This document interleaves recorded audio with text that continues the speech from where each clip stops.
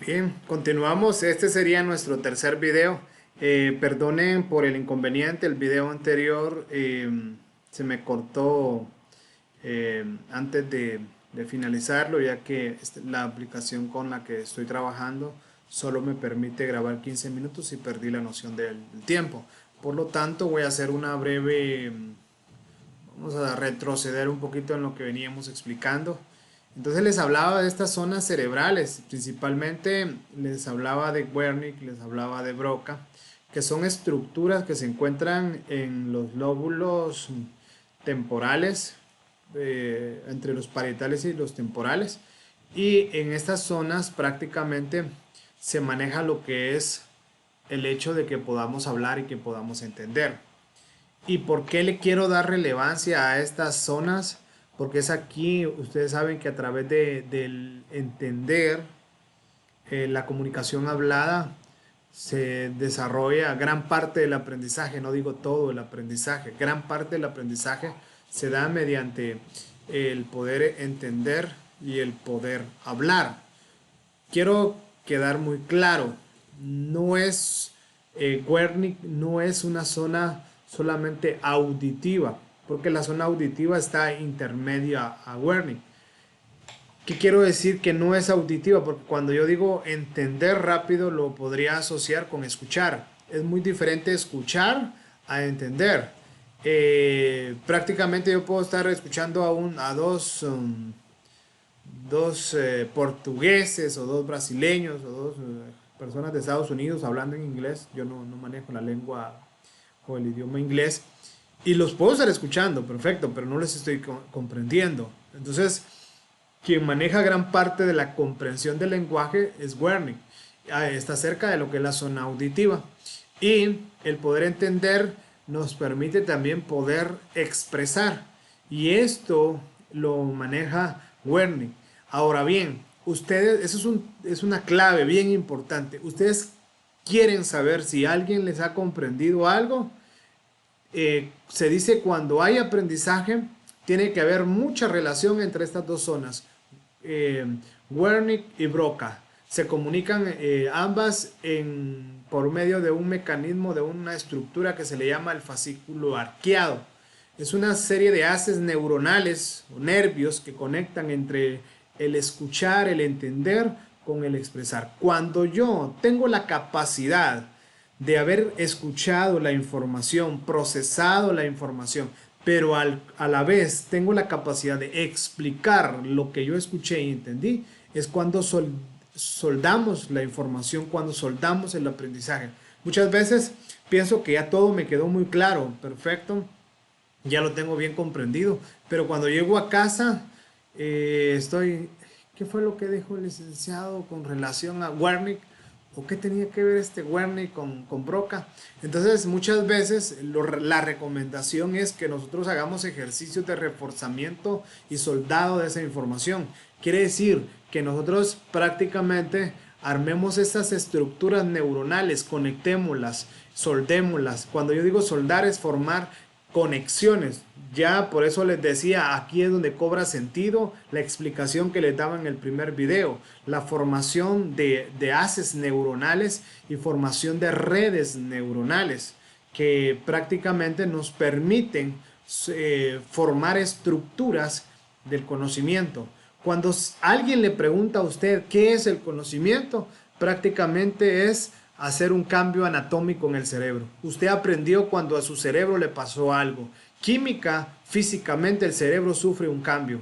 Hubieron nuevas conexiones, hubieron nuevos enlaces, hubieron nuevas transiciones entre esta neurona y otra neurona y a esas conexiones que se formaron, a eso es lo que nosotros le llamamos conocimiento, a eso es lo que nosotros le llamamos aprendizaje. Eso es lo que yo quiero que entendamos. Ahora, ¿qué es lo que está más práctico?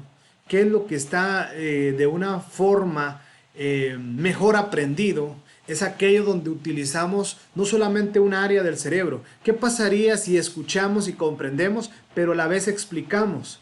Estamos soldando la información doblemente.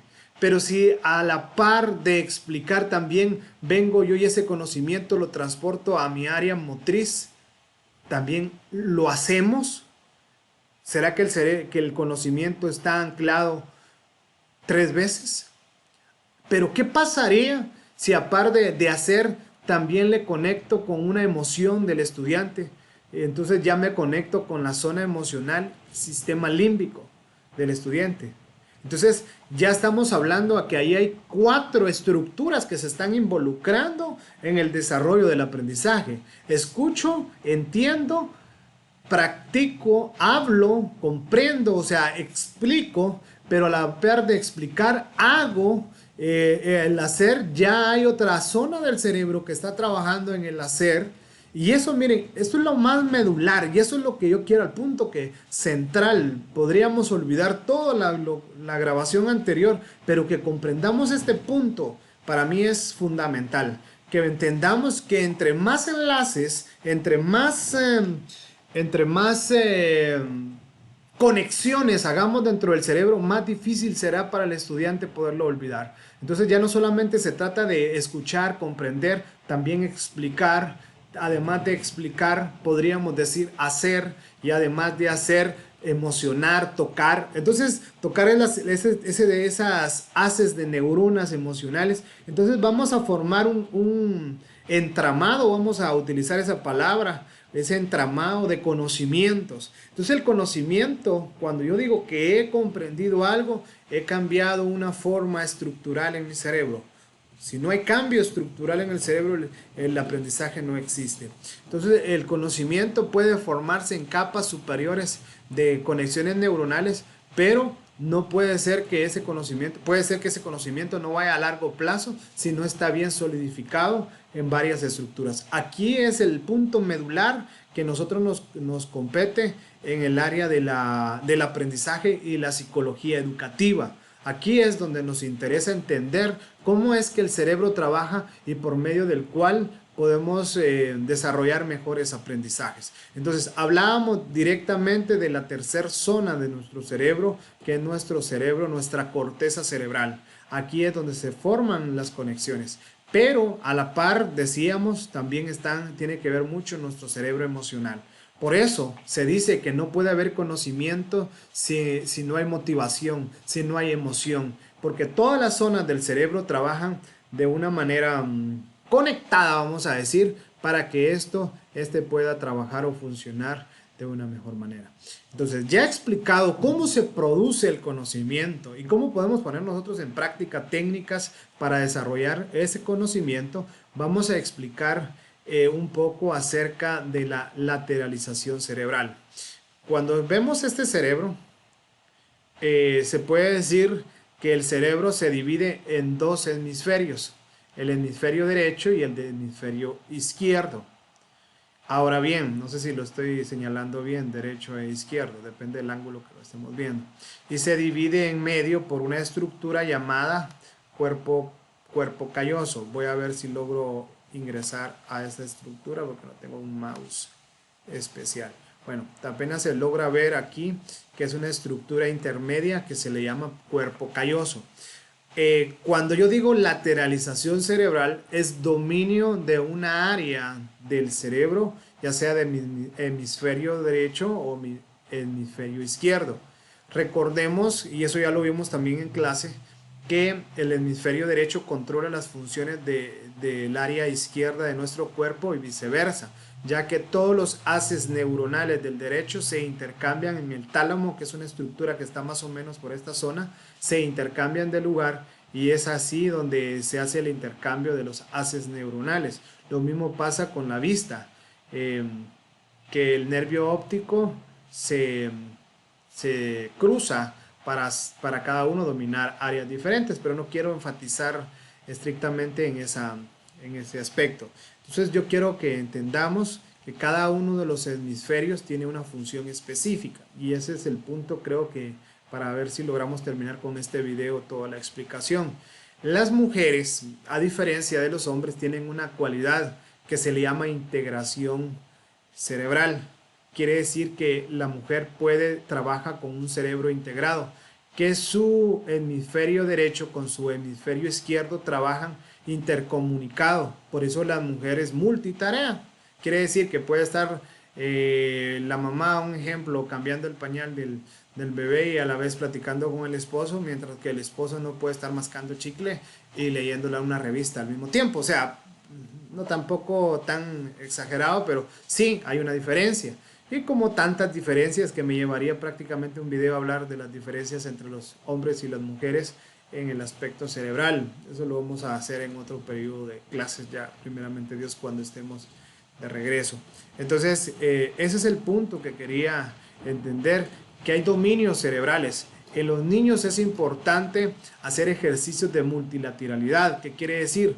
Que pueda trabajar, por ejemplo, la mano derecha, pie izquierdo, mano derecha, para formar haces que conecten las fibras neuronales entre un hemisferio más integrado y no más especializado, porque entre más integrado está, nos permite que lo que esta área del cerebro que se especializa en algunas funciones específicas, las domine el otro área del hemisferio también. Voy a ir a la presentación para que veamos una imagen donde nos podemos ver mejor las personas que tienen eh, mayor especialidad cerebral. Cuando hablábamos del hemisferio derecho, son personas no verbales, pero son más analógicos, atemporal, tienen mayor proyección de sentimientos y emociones, holísticos, esta palabra no sé qué significa, por favor investiguenla, visualiza, fantasioso, forma patrones, creativo, más expresivo, pero esta área del hemisferio izquierdo es más verbal, abstracto, temporal, eh, utiliza símbolos. Quiere decir ahora que este no hace lo que este hace. Bien, lo único que se especializa más un área que la otra en determinadas funciones. No quiere decir que porque este es verbal, si yo tengo un accidente en el hemisferio, un accidente cerebrovascular en el hemisferio izquierdo, no voy a poder hablar. No, a ese proceso se le llama plasticidad cerebral. Es el proceso mediante el cual un hemisferio puede ocupar funciones del otro hemisferio de la mejor manera, vamos a decir, y el cerebro buscar nuevas líneas, nuevas conexiones para para poder trabajar. Entonces, es así, de alguna forma quise explicarles cómo trabaja la neurociencia para el desarrollo del aprendizaje. Aquí hay mucha tela que cortar.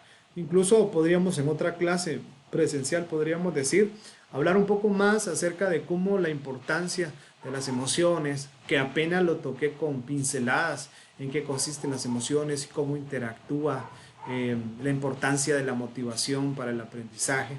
Como les repito, solo está tocado con pinceladas muchos de los conocimientos que podemos tener acerca de la neurociencia y cómo ésta regula los procesos de aprendizaje, el cómo entender cómo trabaja la máquina del proceso del aprendizaje. Nuestro cerebro es la estructura que aprende, entonces tenemos que entender cómo funciona. No podemos enseñarle a un órgano que no sabemos cómo funciona.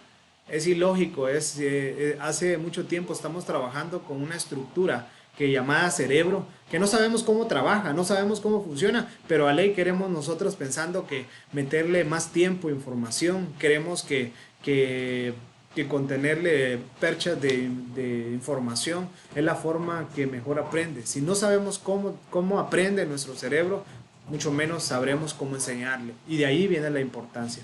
Entonces quisiera ir concluyendo, ya solamente me quedan 40 segundos de este video, y ir concluyendo en el área de actividades. Yo voy a subir una guía, en el área de materiales subiré estos, si ya lo están viendo, por supuesto sabrán que estarán estos videos, y por favor van a trabajar para antes del próximo miércoles, todo lo que son